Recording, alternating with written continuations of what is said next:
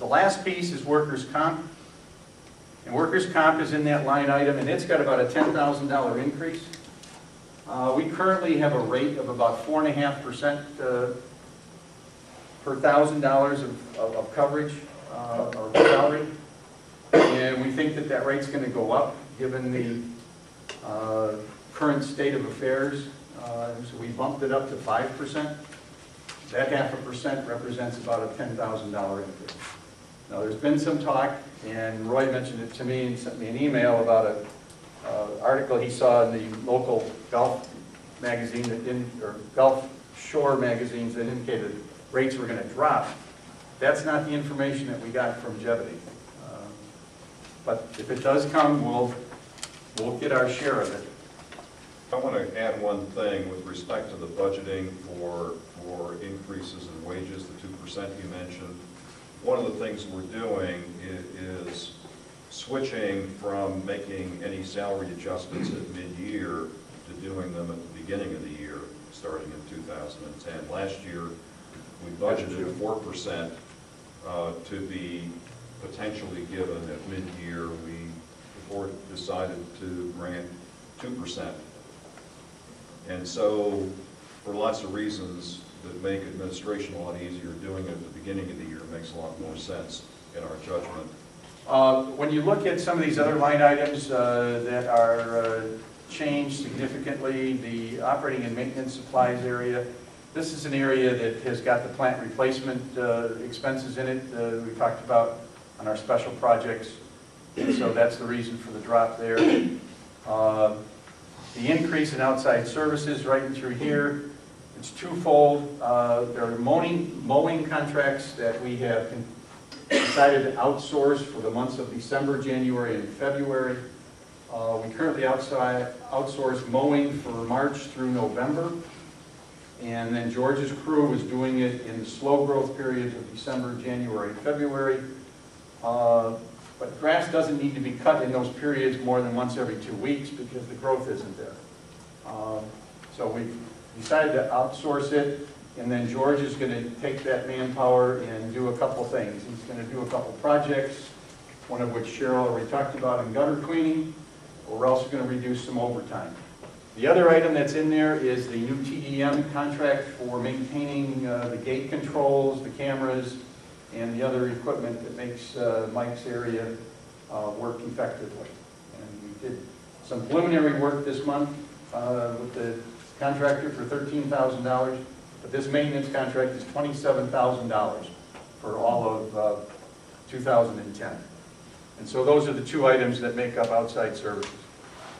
In the repairs and maintenance area, this is where the signage project that I talked about a few minutes ago is in the 2009 number, but obviously is not budgeted for 2010. It's not necessary. And so that $60,000 swing is in that line item. Down here at the bottom, other expenses. The big change here is a change for the joint cost legal expenses. Joint cost legal expenses in 2009 are estimated at about 18 grand. They're budgeted for next year to be $35,000.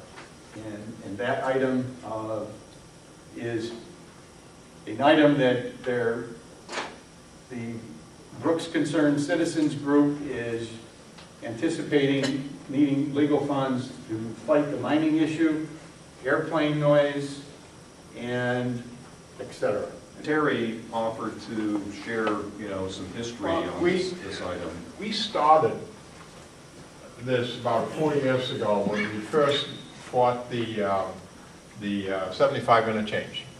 And we needed to hire experts, we needed to augment the conservancy funds, and it was extremely difficult. Shadowwood had some money, and Spring Run had some money, and the other two communities said, we don't know if we can raise the money. So it was one of these things, these are issues that affect all the books and should be paid for by all the books, and it shouldn't be a function of which community has any funds at that time.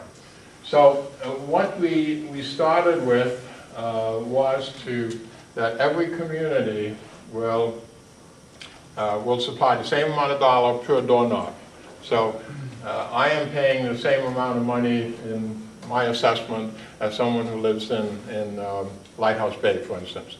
So everyone shares the cost of the legal fees and technical expert fees that we need throughout the year for things that go on outside the Brooks gate, so to speak. So that was the start of the fund and why that's continued.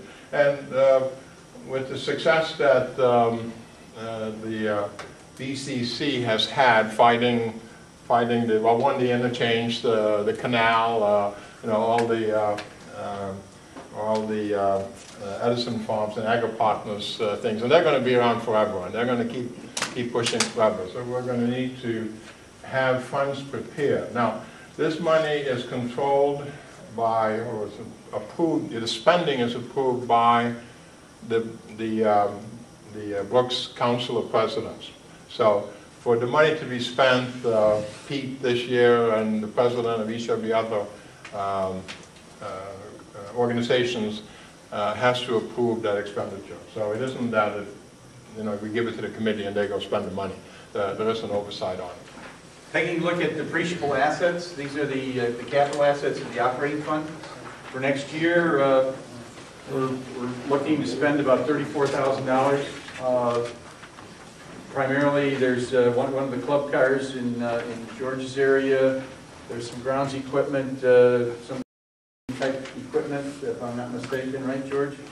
And then there's some remodeling to the grounds building, and then the fuel pumps in the fuel island need to be replaced. Talking about replacement fund, in the replacement fund next year, this is the non-HOA 50% sharing, the investment income, and we're expecting on resales about the same level, the same 50 homes. We're not getting too optimistic that we're going to get back to that level of 100 or 90 in a calendar year yet. But we have, from the recommendation of the Finance Committee, changed the resale fee from $2,000 to $2,500. Now the reason that we're suggesting that is not only because we're getting a little bit short in that fund, but we're also trying to maintain some competitiveness with our neighborhood Brooks residents. Spring Run is at $2,500. Right. Copperleaf is at 1% to a max of $3,000. Right. And each of them also assesses their bundled residents another several $100 fee on top of that every year. And so our $2,000 seem to be a little bit out of whack with where the community is at. And that's why it's proposed to go up to $2,500 starting January 1st.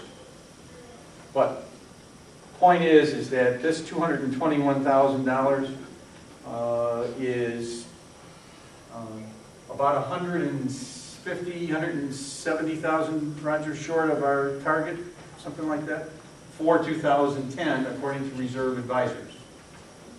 Now, it's no reason to get alarmed yet. If the trend continues here and out here to 11 and 12, we're going to have to start looking at some way of supplementing that revenue stream for the replacement fund.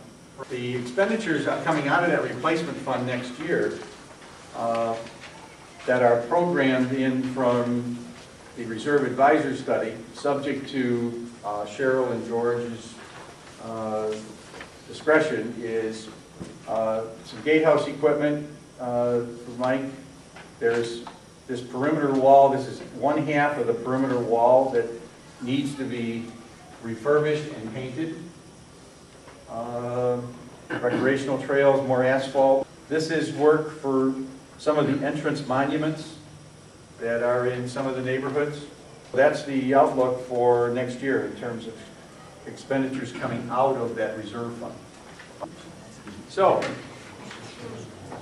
the Finance Committee recommends approval of it, both the operating and the replacement fund, and also the changing of that resale fee from $2,000 to $2,500.